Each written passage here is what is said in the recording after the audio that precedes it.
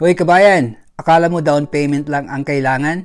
Surprise! May kasama pang closing costs. Pero don't worry, i-explain ko sa'yo in simple terms para hindi ka ma-stress.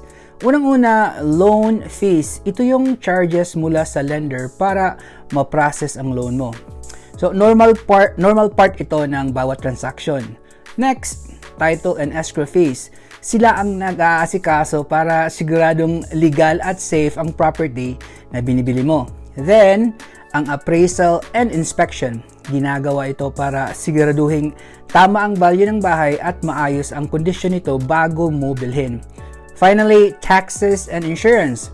Ito naman ang proteksyon mo in the long run para secured ka as a homeowner.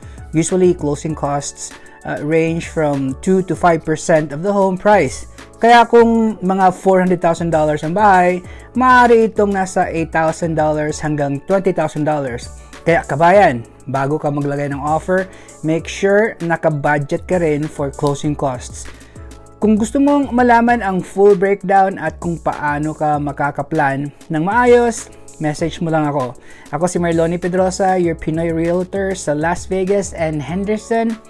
Ready akong tulungan ka sa bawat hakbang ng home journey mo.